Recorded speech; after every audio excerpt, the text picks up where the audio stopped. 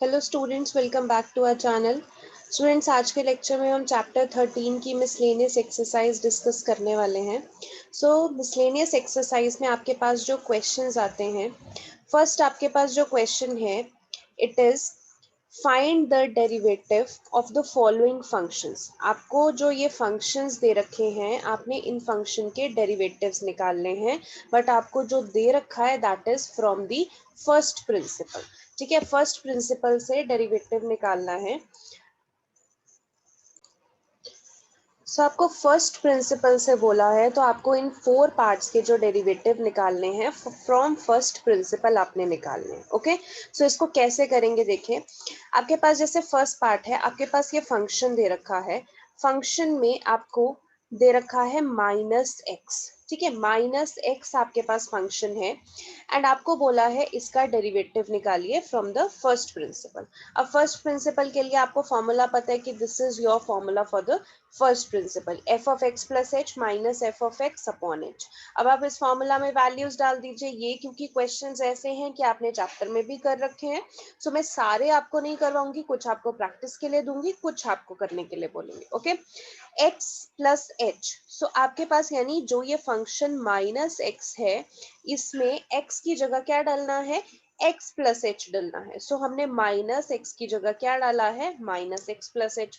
यहाँ पे minus F of x है, यानी कि फंक्शन जो हमारा -x है, नीचे आपके पास h एज इट इज। ठीक है, यहाँ पे देखिए -x आपके पास, यहाँ पे क्योंकि ये एक तरीके से ब्रैकेट के बाहर है, -x था तो माइनस बाहर है आपके पास, अंदर x प्लस एच है। तो जब आप ब्रैकेट ओपन करेंगे तो -x माइनस एच आपके पास हो जाएगा, और यहाँ पे माइनस इंटू माइनस प्लस, तो आप देख सकते हैं -x प्लस x कैंसिल हो गया, आपके पास h अपॉन एच बचा है, और आगे साइन क्या है, -h अपॉन एच। h भी कैंसिल, आपके पास आंसर कितना आ गया है, -1। ठीक है, ये आपका फर्स्ट प्रिंसिपल से है। ऐसे ही आप सेकेंड वाला भी निकाल सकते हैं। देखिए, मैं आपको यहाँ पे थर्ड वाला करके बता रही हूँ, सेकेंड वाला आप खुद करेंगे। यहाँ पे बस एक ध्यान रखना है कि यहाँ पे -x की पावर -1 है, तो ये पावर का बस आप ध्यान रखेंगे, पावर को ध्यान में रख के आप करेंगे। ओके, देन थर्ड पार्ट में आपको करके बता रही हूँ। देखिए, ये आपके पास फंक्शन है साइन ऑफ x प्लस 1। आपके पास जो फॉर्मूला आता है फर्स्ट प्रिंसिपल का, वो तो यही है, F of x plus H minus F of x upon H. ठीक है, अब आपने क्या करना है, लिमिट h अप्रोचेस टू 0 तो एज इट इज डालनी है। ये 1 अपॉन ये h था, तो 1 अपॉन h हमने बाहर ले लिया ताकि हमें कंफ्यूजन ना हो। अब F of x plus H की जगह हमने जो फंक्शन है, फंक्शन में क्या है आपके पास, x प्लस 1 है, तो हमने x की जगह क्या डाला, x प्लस एच, और साथ में 1 है। यहाँ पे आपने फंक्शन की वैल्यू डालनी है साइन ऑफ x प्लस 1। ठीक है, अपॉन h था वो तो हमने बाहर लिया ही हुआ है, 1 अपॉन h। अगले स्टेप में फिर से limit h approaches to 0, 1 upon h आपके पास रहेगा। देन आपके पास देखिए, यहाँ पे फॉर्मूला बन रहा है sine c minus sine D का फॉर्मूला। यहाँ पे ट्रिग्नोमेट्री का फॉर्मूला आपने लगाना है, sine c minus sine D. Formula क्या होता है, 2 cos c plus D upon 2 and sine c minus D upon 2। Okay, 2 cos, यहाँ पे देखिए x और ये वाला x, ये मिलके x प्लस एक्स क्या बन जाएंगे, 2x। फिर साथ में एक h है, यहाँ पे 1 प्लस 1 मिलके 2 बन जाएगा अपॉन 2। इधर भी देखिए x और x कैंसिल, 1 माइनस 1 कैंसिल, सिर्फ साइन h बाई 2 आ गया। ओके, अब यहाँ पे आप देखिए कि आपके पास 2 cos 2x plus H plus 2 upon 2 है, यहाँ पे साइन h बाई 2 है। अब फिर से देखिए लिमिट का वो फॉर्मूला कि साइन अगर थीटा अपॉन थीटा हो जाए तो वो 1 बन जाती है चीज, है ना। यहाँ पे साइन h बाई 2 है, नीचे भी h बाई 2 होना चाहिए। तो नीचे देखिए क्या चल रहा था, इधर डिनोमिनेटर में बेसिकली h चल रहा था, तो वो h मैंने इधर लिख दिया, बट हमारे डिनोमिनेटर में h बाई 2 होना चाहिए, तो मैंने क्या किया, मल्टीप्लाई भी किया 2 से, डिवाइड भी किया 2 से। ये हमने पहले भी एक क्वेश्चन में किया था, सिर्फ इसलिए ताकि ये साइन h बाई 2 है और नीचे भी h बाई 2 बन जाए। ठीक है, अब देख सकते हैं ये 2 से तो ये 2 कैंसिल हो गया, ऊपर क्या बचा, cos 2x plus H plus 2 upon 2। इधर sine h by two upon h by two, इसको हम अलग से ले लेंगे और साथ में हम लिमिट भी लिखेंगे। अब यहाँ पे देखिए ये हमने अलग से ले लिया और साथ में हमने लिमिट भी लिखी है, बट लिमिट में देखिए क्या लिखा है, h by two approaches to zero. h approaches to zero नहीं लिखा क्योंकि जो यहाँ पे थीटा होता है वही यहाँ पे लिमिट में आना चाहिए। ठीक है, तो आपके पास ये वाला तो कॉस वाली टर्म एज इट इज आ चुकी है। यहाँ पे आपके पास देखिए ये पूरा sine h by two upon h by two कितना बन जाएगा, 1 बन जाएगा, इसीलिए यहाँ पे साथ में हमने 1 नहीं लिखा, बट आप ऐसे लिख सकते हो क्योंकि 1 से मल्टीप्लाई करेंगे तो वही चीज आएगी। ठीक है, यहाँ पे अब एंड में हम क्या करते हैं, h की जगह 0 डाल दिया, तो देखिए यहाँ पे 0 डाल दिया, 2x plus two by two बना, तो 2 कॉमन ले लेंगे, अंदर से x plus one by two बना, 2 से 2 कैंसिल, आपके पास cos x plus one answer आ गया। ठीक है, तो इस तरीके से आप कर सकते हैं। अगला जो आपके पास पार्ट है फोर्थ, सो फोर्थ पार्ट भी मैं आपको बता देती हूँ, आपको करने में शायद प्रॉब्लम आए। सो फंक्शन आपको ये दे रखा है, आपको निकालना है फर्स्ट प्रिंसिपल से। सो हमने इसका डेरिवेटिव फर्स्ट प्रिंसिपल का फॉर्मूला डाला। हम क्या करते हैं, सबसे पहले limit h approaches to zero लिखते हैं, फिर f of x plus h है। ठीक है, हमारा फंक्शन क्या है, cos x minus pi by eight, तो यहाँ पे इस x की जगह क्या होना चाहिए, x प्लस h और बाद में minus pi by eight. Minus आपके पास फंक्शन है तो फंक्शन क्या होगा, cos x minus pi by eight, upon आपके पास क्या चल रहा है, h चल रहा है। Okay, so limit h approaches to zero आपने एज इट इज लिख दिया। अब यहाँ पे ऊपर फिर से फॉर्मूला बनेगा, देखिए ये आपके पास cos c minus cos d का फॉर्मूला। अब फॉर्मूला क्या होता है, माइनस टू साइन यहाँ पे c plus d by two and sine c minus d by two. अब c और d आप समझ लीजिए, ये आपके पास पूरा c है, x plus H minus pi by eight, और ये आपके पास पूरा d है, x minus pi by eight. Okay, upon आपके पास क्योंकि फॉर्मूला में चल रहा होता है वो आपके पास अब भी चल रहा है। अब आप क्या करेंगे, देखिए ऊपर x प्लस एक्स 2x बना, h आपके पास as it is minus pi by eight minus pi by eight minus two pi by eight हो जाएगा, और कैंसिल करके पाई बाय फोर हो जाएगा, और अपॉन आपके पास 2 चल रहा है। इधर देखिए minus pi by eight cancel, X X cancel, सिर्फ आपके पास h अपॉन टू बचा, यानी साइन h अपॉन टू बचा। अब फिर से पिछले क्वेश्चन जैसी कंडीशन आ गई है, अगर ऊपर साइन h बाय टू है तो नीचे सिर्फ h चल रहा है, इस h को h बाय टू बनाने के लिए क्या करेंगे, हम 2 से मल्टीप्लाई कर देंगे और हम 2 से डिवाइड कर देंगे। ठीक है, सो आपके पास देखिए ये 2 और ये 2 कैंसिल, ऊपर क्या बचा, minus sine 2x plus H minus pi by four upon two. अब इसके लिए sine h by two upon H by two. अब यहाँ पे मैंने अलग से करके नहीं दिखाया कि यहाँ पे लिमिट भी हम अलग से क्या ले रहे हैं, h by two approaches to zero, और sine h by two upon H by two क्या होता है, 1, साइन थीटा अपॉन थीटा 1 होता है। तो हमने इसको अलग से यहाँ पे नहीं लिखा, बट आपके लिए अंडरस्टूड होना चाहिए कि ये 1 बन रहा है इसका, इसीलिए हमने यहाँ पे नहीं लिखा। आप चाहें तो पेपर में इसको शो भी कर सकते हैं। ठीक है, बेटर है कि अगर आप मार्क्स बिल्कुल भी नहीं कटवाना चाहते हो तो इसको शो कर दो, दैट इज बेटर। ओके, सो आपके पास यहाँ पे माइनस साइन, ये क्या बन गया। अब नेक्स्ट स्टेप में क्या करते हैं, जब h by two approaches to zero इधर नहीं लिखा हुआ, यानी h की वैल्यू क्या डल गई, इस स्टेप में 0 डल गई, सो h की वैल्यू यहाँ पे 0 हमने डाल दिया। सो आपके पास क्या बना, 2x minus pi by four बना। ठीक है, और यहाँ पे नीचे 2 चल रहा है, सो यहाँ पे इंटू ये वाला 1 और ये वाला 2, यहाँ पे हमने इंटू 1 बाई टू लिख दिया। अब ये पूरी ब्रैकेट जब 2 से डिवाइड होगी, देखिए 2x को 2 से डिवाइड करेंगे x, पाई बाय 4 को 2 से डिवाइड करेंगे तो पाई बाय 8, आपके पास sine x minus pi by 8 आपके पास आंसर आ गया। ओके, सो इस तरीके से हमने फर्स्ट क्वेश्चन में क्या निकाले, डेरिवेटिव निकाले फ्रॉम दी फर्स्ट प्रिंसिपल। ठीक है, अब आपके पास अगले जो क्वेश्चन है देखिए उसमें लिखा है find the derivative of the following functions, it is to be understood that a b c d p q r s are fixed non zero constants and m and n are integers. ठीक है, सो ये questions कुछ ऐसे से हैं जो मैं आपको खुद प्रैक्टिस करने के लिए बोलूंगी। देखिए आप यहाँ पे देख सकते हैं कि आपने डेरिवेटिव निकालना है, अब कोई कंपल्शन नहीं है कि आपने फर्स्ट प्रिंसिपल से निकालना है, तो आप सीधा फॉर्मूला लगा के निकाल सकते हैं, इसका आप डायरेक्ट डेरिवेटिव ले सकते हैं। अब ये दो ब्रैकेट्स मल्टीप्लाई हो रही हैं, चाहे तो आप इन दोनों ब्रैकेट्स को मल्टीप्लाई करके फिर डेरिवेटिव लो, चाहे तो आप इन दोनों ब्रैकेट्स को फर्स्ट एंड सेकंड मान के प्रोडक्ट रूल लगा दो, जहां पे दो चीजें मल्टीप्लाई हो रही हैं, ऐसे ही आप इनमें भी कर सकते हो। सो यहाँ पे मैं आपको 2-3 क्वेश्चन बता देती हूँ। जैसे मान लीजिए आपको मैं थर्ड क्वेश्चन करके बता देती हूँ, ठीक है, क्योंकि कुछ क्वेश्चन आप भी करेंगे तो आपकी प्रैक्टिस रहेगी। थर्ड क्वेश्चन देखिए, आपके पास जैसे पी एक्स प्लस क्यू है, यहाँ पे R by X plus S है, ये आपके पास है। अब आपने यहाँ पे क्या किया, इनको प्रोडक्ट रूल है तो हमने यहाँ पे इसको फर्स्ट एंड सेकंड फंक्शन मान के प्रोडक्ट रूल से करने की कोशिश की, ठीक है। सो प्रोडक्ट रूल लगाते हैं यहाँ पे, first and second. Product rule हमारा क्या कहता है, एक तो एफ एक्स का डेरिवेटिव लिया तो एफ डैश एक्स हो जाता है। तो प्रोडक्ट रूल कहता है कि D D x of first function into second as it is plus D D x of second function into first as it is, ठीक है। अब प्रोडक्ट रूल लगाना है, आप समझिए। देखिए डी डी एक्स ऑफ जब आप पी एक्स करेंगे तो पी तो कांस्टेंट है, बाहर आ गया। D D x of x करेंगे वो तो 1 होता है, ठीक है।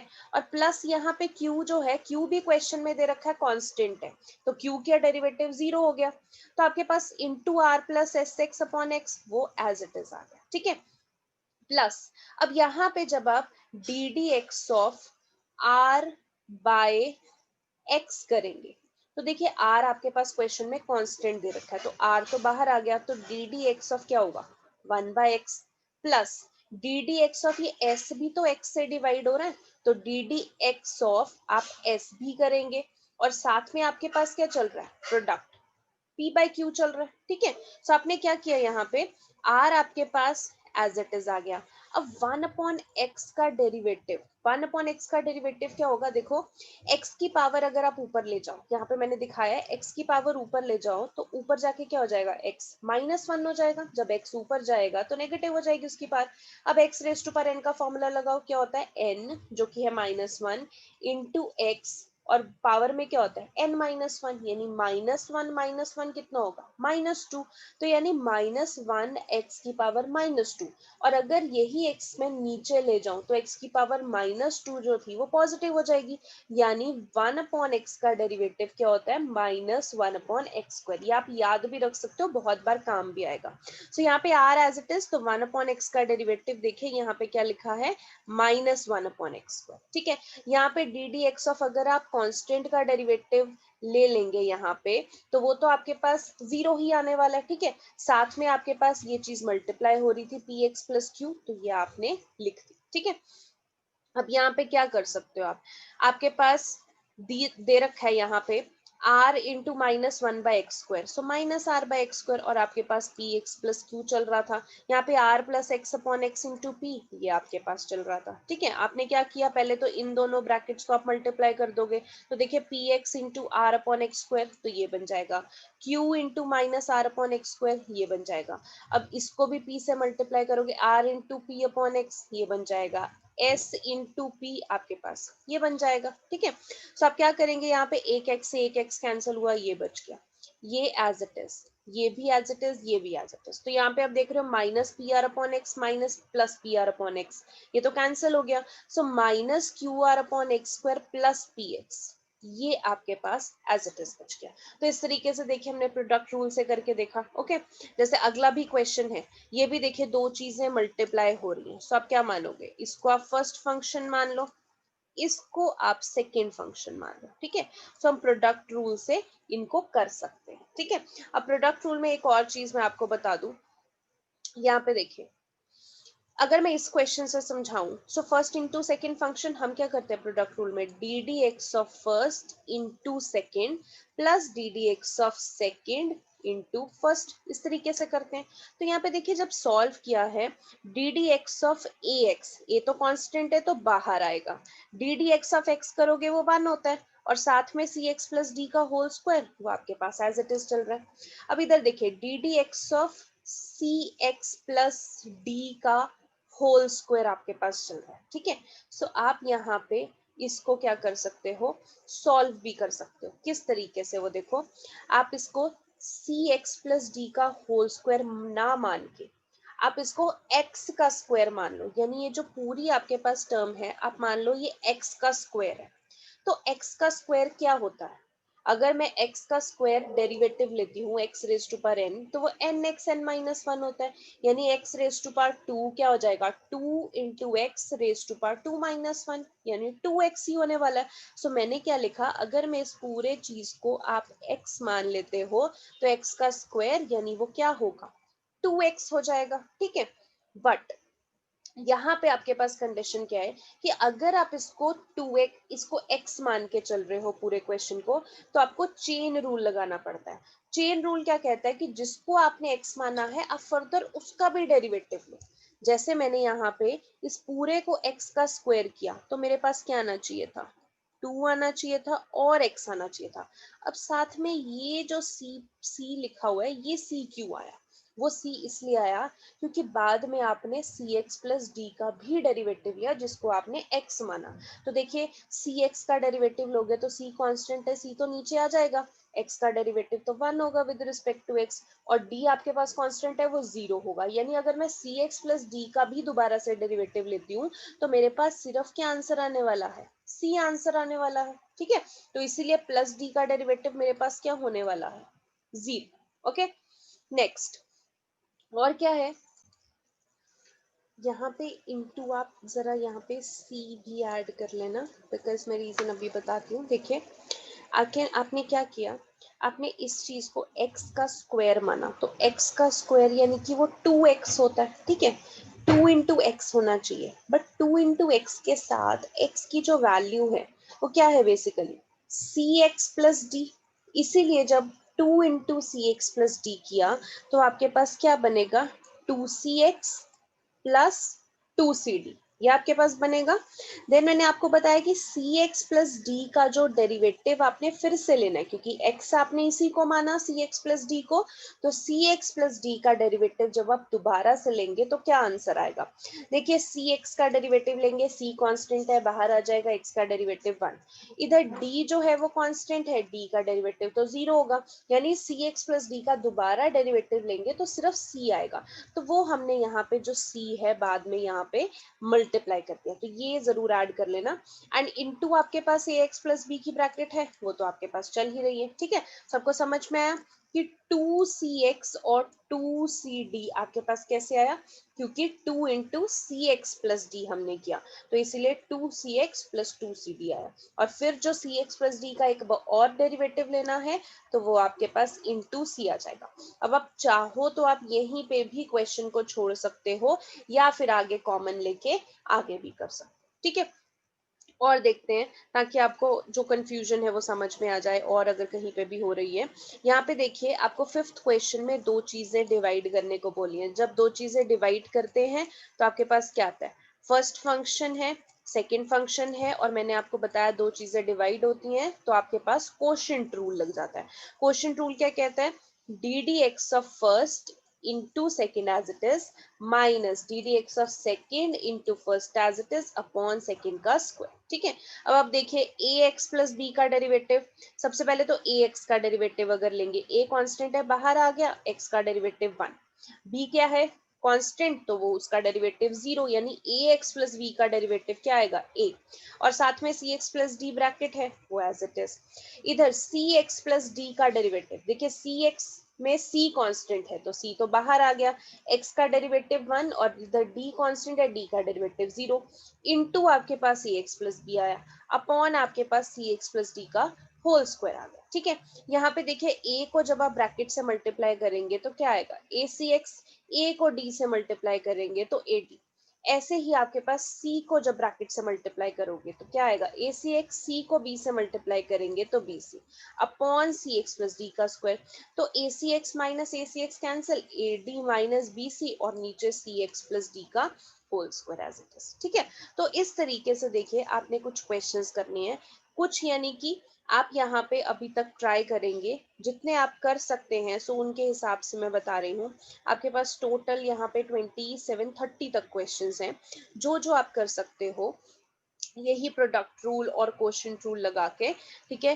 तो those questions are question number 2, 3 मैंने बता दिया, जैसे आपको 4 भी बताया, 5th भी बताया, question number 6, question number 7, 8, 9, 10, 11, this is 12, 13, yes, till question number 13 आप कर सकते हो इसी तरीके से, या तो किसी क्वेश्चन में प्रोडक्ट रूल लग रहा है या किसी क्वेश्चन में कोशेंट रूल लग रहा है। ये दो ही चीजें हैं जो इन क्वेश्चंस में लग रही हैं। एक बार आप ये वाले क्वेश्चंस कीजिए, देन मैं आपसे इनके सॉल्यूशंस भी डिस्कस करूंगी, जो आपके पास प्रॉब्लम्स भी आ रही हैं वो भी मैं डिस्कस करूंगी नेक्स्ट लेक्चर में, ठीक है। सो आज के लेक्चर में इतना ही, इतना आप कंप्लीट कर लीजिए टिल क्वेश्चन नंबर 13, और प्लीज मेरे को डाउट्स भी जो है वो भी आप साथ में कन्वे कर दीजिए। Thank you so much.